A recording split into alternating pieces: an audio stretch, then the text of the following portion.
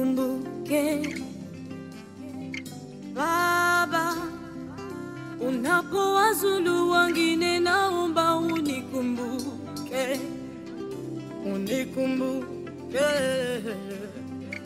Baba, unapowazulu wengine naomba unikumbuke, usinipite Baba, unapowazulu wengine naomba unikumbuke, uwakumbuke Jehova Yesu, unapowazulu wengine na Baba unikumbuke, unikumbuke, unikumbuke Baba unikumbuke, unikumbuke, usinipite Baba yangu, unikumbuke Yesu twaomba.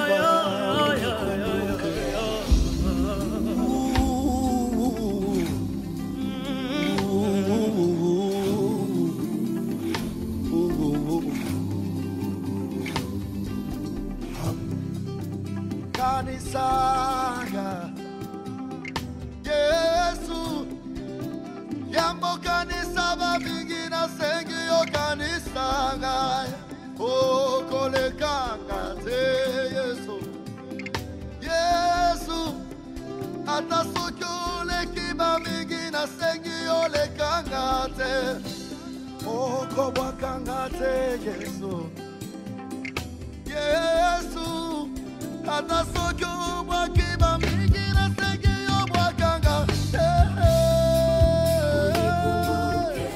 Hallelujah. Nikumbuke Baba. Yesu. Oh, kole kangate. Kole kangate. Yesu kole kangate Baba. Mariwakanaka Mariwabaswela. Dernier hommage à Papa Angi au gars mes amours m'ont poussé tout à l'heure. Donc au sein de pasteur pour la Kobonde là. Après ce pasteur assis ici Kobonde là. Donc il y a moi biographie Mouké, il y a Papa Angi. Après biographie, pasteur va encore faire une petite exhortation. Après cette exhortation, donc on passe à recueillement ou bien dépôt à gerbe de fleurs. Au hasard à gerbe de fleurs, à quoi on en déco, mets-toi debout, au pesca combo ou bien structure pour bassal. Après exhortation, le pasteur a Kobonde la sous pour na maman ou papa Tiki, Kobonde la pour na bana. Voilà les programmes à Tongo et Adelo. Sans plus tarder, nous bengi pasteur pour la monde d'ouverture. Bandeko tokoki kotelema mpona lokumu na Nzambe na biso. Nzambe tata na biso, tata ya Yesu Kristo Masiya mokonzi mpe mobikisi ya bomoi na biso. Topesi yo lokumu mpona ngonga oyo bomisaki mpona biso na tongo na lelo. Liloba na yo lobi ke na circonstance oyo ya tosangani na tongo na lelo mpona kozongisa mowumbu na yo anise sakati na esika oyo na maboko na yo. Yawe zwa na yo lokumu lolenge yo ye kolongola kati na libota mpe kati na lingomba papa anise oyo azalaki moko na kati na biso. Tosengi lisungi ya Molimo Santu ayeba na kotambwisa nyonso biso tokosala kati na yo esika ezala mpona lokumu na yo. Topamboli yo mpe tobondeli bongo na kombo na Yesu Kristo mokonzi Masiya Jésus Kristo. Tobeteli Nzambe na biso maboko. Kapo ayebisa biso papa asali nini, azalaki nini, abotami wapi, en bref, vous avez là. Papa Angi Anissé, né dans la province du Nord Kivu, territoire de Lubero, chefferie de Batandi, mouvement Udala, ville de Kanyabayonga le 31 décembre 1955. Il est fils de M. Mouima et Masika, tous décédés. Il est né dans une fratrie de 12 enfants, dont un seul est restant. Les 11 sont déjà rappelés par l'Éternel. M. Angui a débuté ses études primaires au village de Lusiga, ses études secondaires à Lecho, à Goma. Sa vie professionnelle.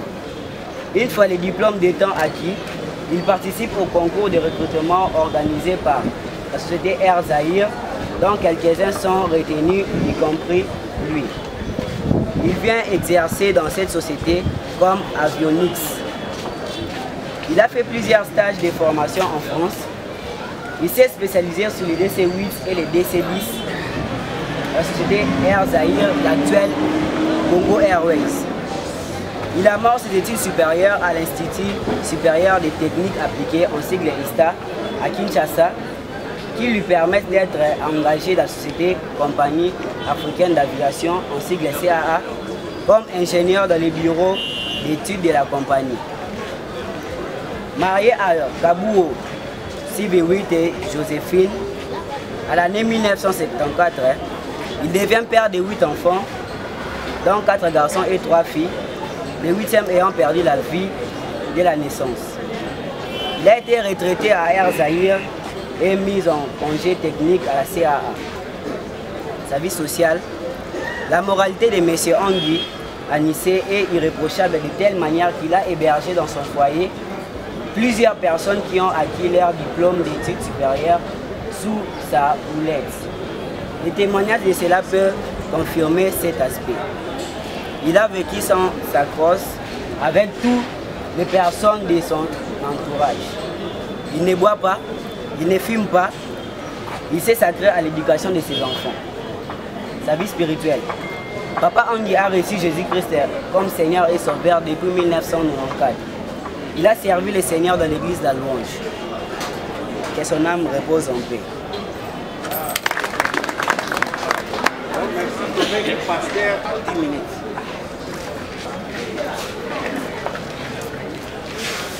Bana Nzambe, alléluia. Alléluia. Amen. Bapesi biso mwa ngonga muke mpona lelendisi. Yango toko kabola liloba na Nzambe na ngonga oyo bapesi biso. En signe de respect tokoki kotelema bisika ezo.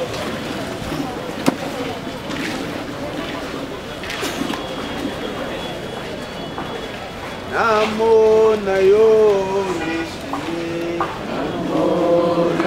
nayoka yo Yesu, nayoka yo, yembela, Alléluia, Misa, Amen, yembela, Alléluia, Amen, yembela, Alléluia, yembela, Amen.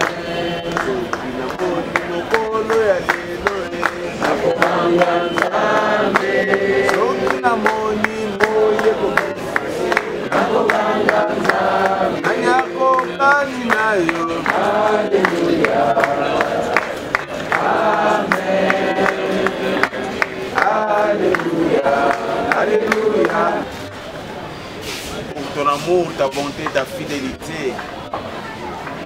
Si nous sommes comptés parmi les vivants ce matin, ce n'est pas un mérite pour nous, mais nous rendons de multiples actions de grâce, car ta parole déclare qu'en toutes circonstances, bonnes ou mauvaises, nous devons te rendre grâce.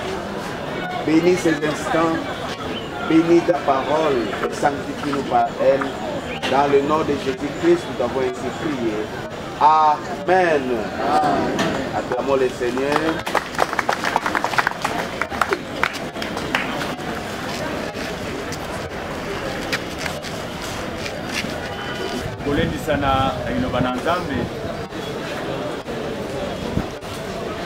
Dans Ecclésiaste 7, le deuxième verset, je lis au nom du Seigneur Jésus-Christ. Mieux vaut aller dans une maison de deuil que d'aller dans une maison de fête. Car c'est là la fin de tout homme. Et celui qui vit prend la chose à cœur. Amen. Est-ce que nous pouvons acclamer la parole? Voilà. Ecclésiaste. Aller dans une maison de deuil. Comme nous sommes là, nous sommes dans une maison de deuil. Et il donne la raison. Il dit, c'est là la fin de tout homme. Et celui qui vit prend la chose à cœur. Bien-aimé Seigneur, nous qui vivons, nous que le Seigneur a fait grâce, nous sommes encore comptés parmi les vivants. Nous devons prendre la chose à cœur. Parce que celui qui nous a quittés était aussi vivant comme nous. Mais aujourd'hui, il n'est plus. Il a fini sa course. Mais ce qui est important, nous l'avons dit hier, c'est qu'il a achevé sa course et il a gardé la foi. Amen. Amen. Bien-aimé Seigneur, nous ne sommes que des pèlerins sur cette terre. Nous qui vivons, nous devons prendre la chose au sérieux. Nous devons savoir qu'un jour, nous partirons, nous quitterons cette terre. Peu importe les rangs sociaux qu'on a, un jour nous finirons par partir. Alors aujourd'hui, nous savons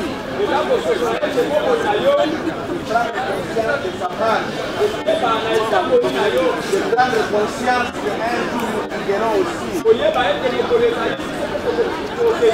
Aujourd'hui, c'est papa différent.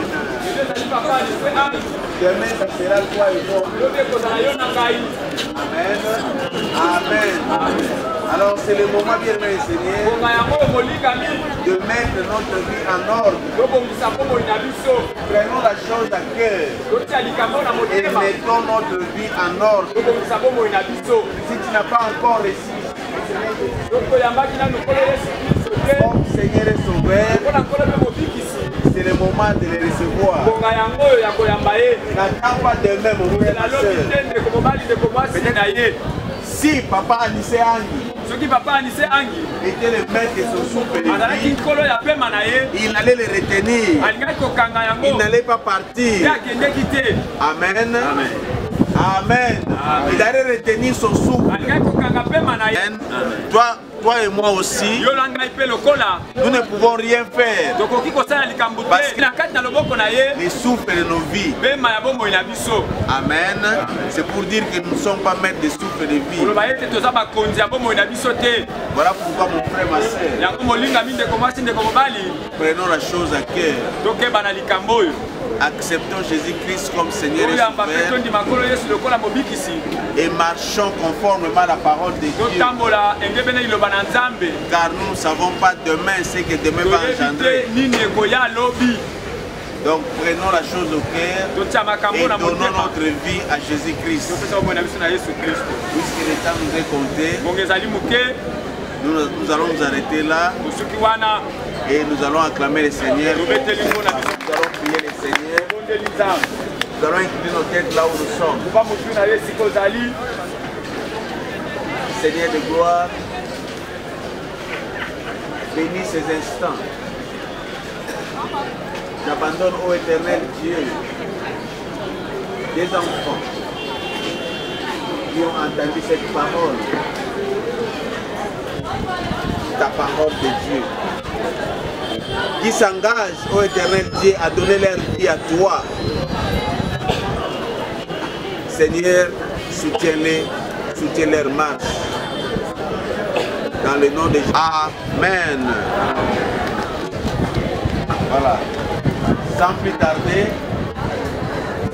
nous allons passer à la déclaration de veuvage. Et pour cela, nous allons inviter pour nous mettre une chaise devant ici.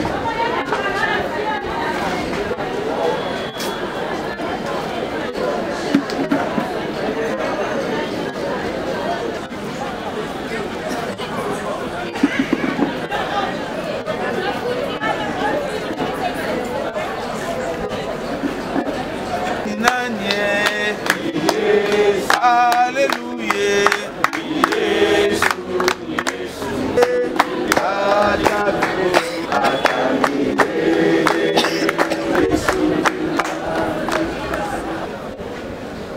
Et nous allons lire la parole de Dieu dans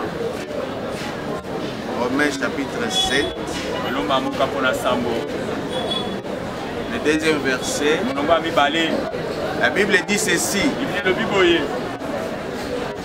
Ainsi, une femme mariée est liée par la loi à son mari tant qu'il est vivant. Mais si le mari meurt, elle est dégagée de la loi qu'il a liée à son mari. Parole du Seigneur. Dis-moi, Seigneur, papa Niseangi s'était marié à sa femme. Ils étaient dans un lien de mariage. Ils avaient fait des vœux. Aujourd'hui, le Seigneur a rappelé papa Angi.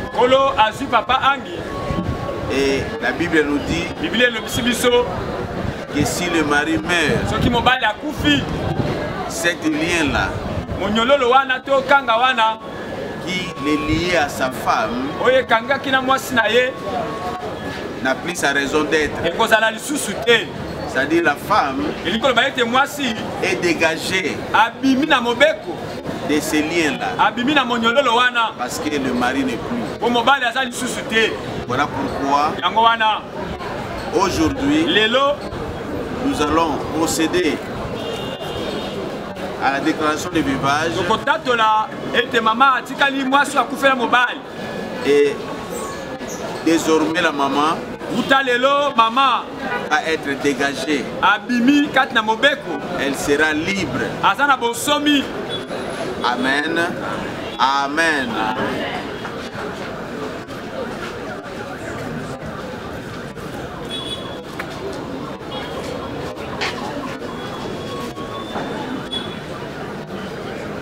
Voici l'agneau qui était le signe par les liens de mariage. Mais puisque l'homme n'est plus, aujourd'hui, nous ôtons cet anneau afin que la maman soit dégagée aujourd'hui. Donc aujourd'hui, elle est dégagée de tout. Elle n'est plus dans ses liens.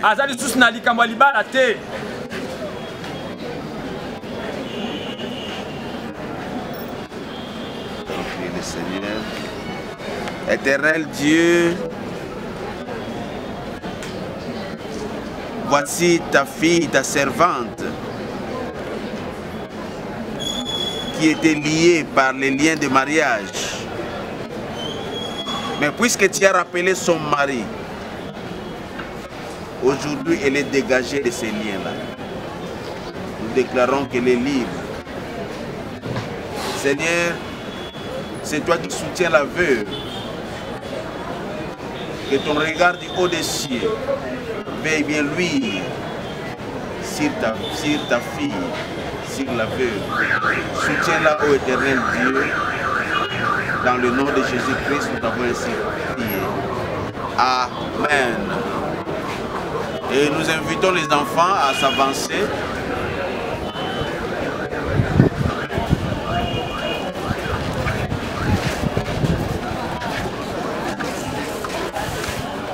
Nous invitons aussi la famille de la maman et la famille du défunt de venir, de s'avancer aussi rapidement bandeko ya mama, bandeko ya papa, topusani.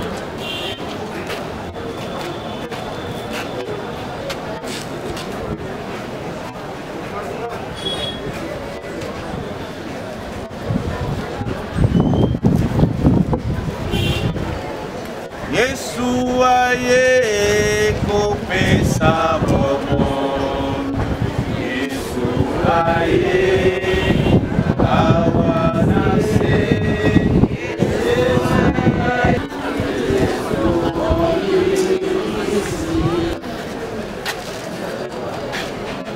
mettez votre maman au milieu, venez ici, mettez votre maman au milieu, tenez vous la main dans la main.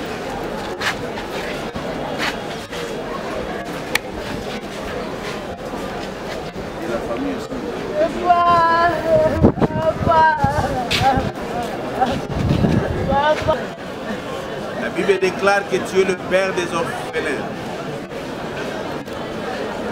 Tu es celui qui soutient la veuve. Voici, ô éternel Dieu, ces enfants qui sont devenus orphelins. Mais puisque tu es le père des orphelins, soutiens-les, ô éternel Dieu. Sois leur père désormais. Seigneur, bénis-les, qu'aucun malheur ne puisse les approcher. Délivre-les contre toute attaque, parce que tu es leur Père. Garde-les fidèles à toi. Qu'ils soient unis, comme ils se sont tenus main dans la main. Seigneur, laisse que l'unité puisse régner dans cette famille. Que la séparation, la disparition de leur père ne soit pas une occasion de querelles ni de division. Je proclame au éternel Dieu la paix dans cette famille. Je proclame au éternel Dieu la prospérité dans cette famille. Je proclame au éternel Dieu la liberté dans cette famille. Dans le nom de Jésus-Christ, nous avons ainsi prié.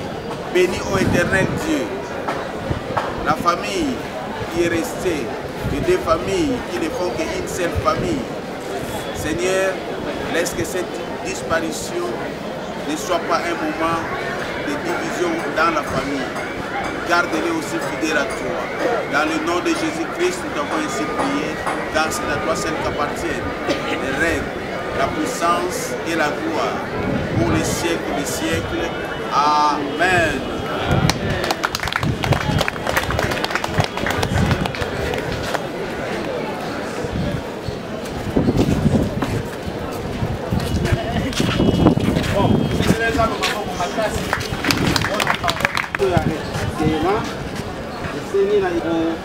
Rendre hommage à papa.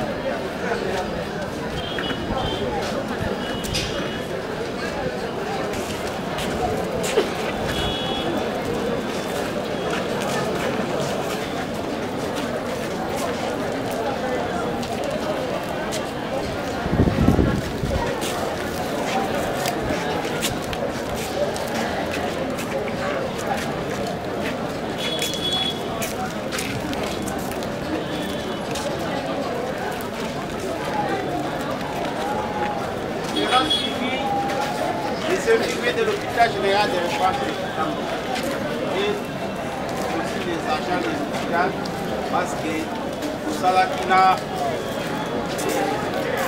besoin à Mali, on est derrière la fin de l'hôpital, on doit les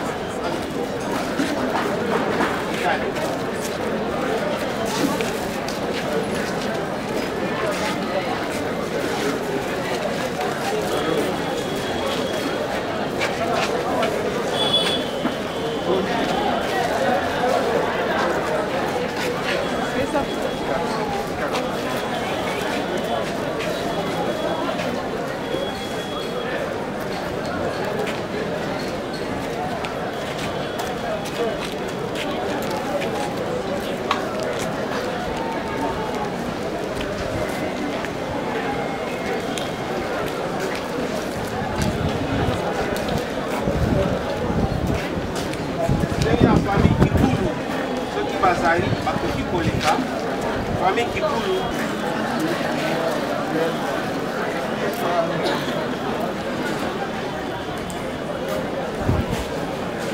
pasteur qu'on a proposé là, on a levé corps.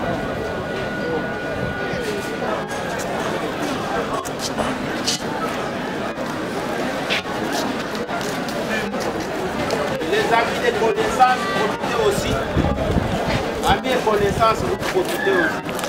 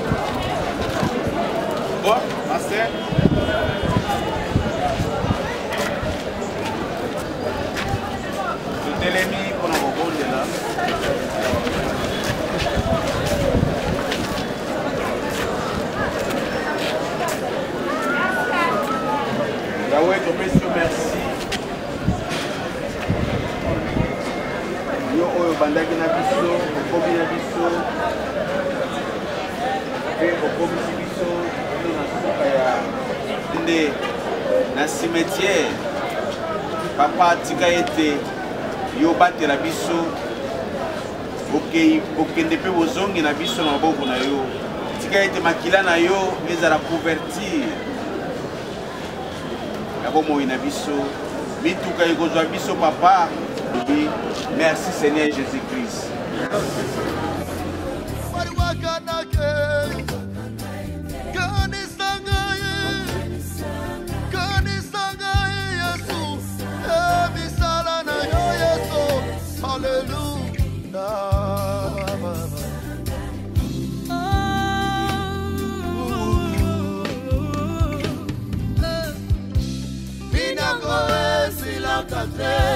Maya miso komi momesano yango nazwi ekateli yakoluka elongi na yo s'il te plaît nikumuke na umeli na pasi simbola loboko motema zoki unikumbuke baba unikumbuke.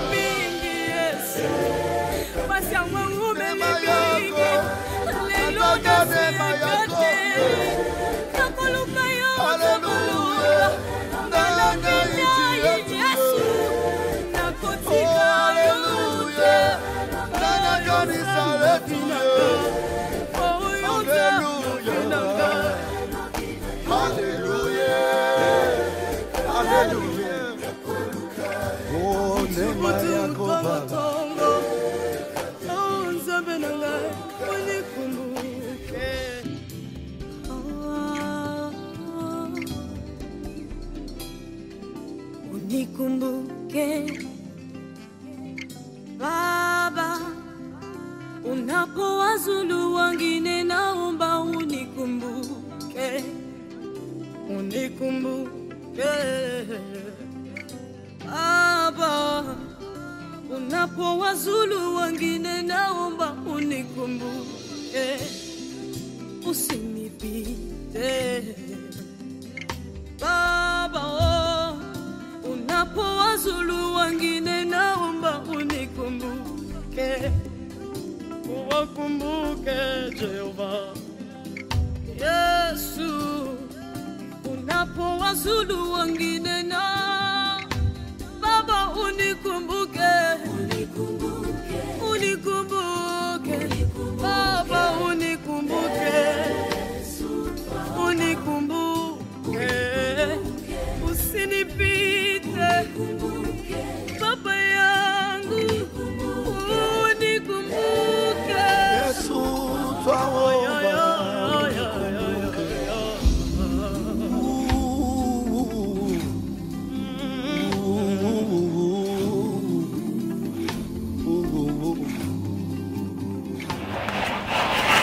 Acha mimi mwomba yako ningalazi hapa siboi hapa tuko tunakulia wewe njia mzuri kwa jina la Mungu kwenye kota ikala iko na sifa kwa jina la Mungu na jamaa inabakia ibakie kwa jina la Mungu na ibakie na kimya basi kuna matatizo kati hapo wapendane namna sema tunapendana na Mungu tunasimama hivi hautaacha kukumbuka Mungu akubariki kwenye unaenda na jamaa ibarikiwe tunakulaka inaisha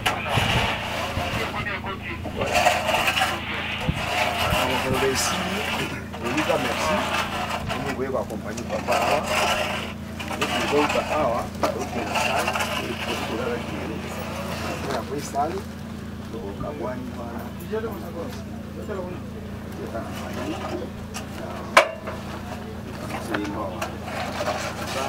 merci. Voilà, service.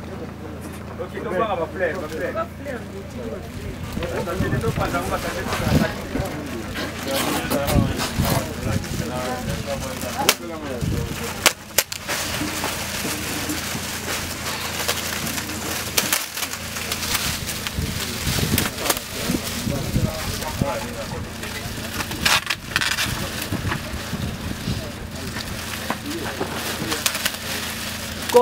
Culture.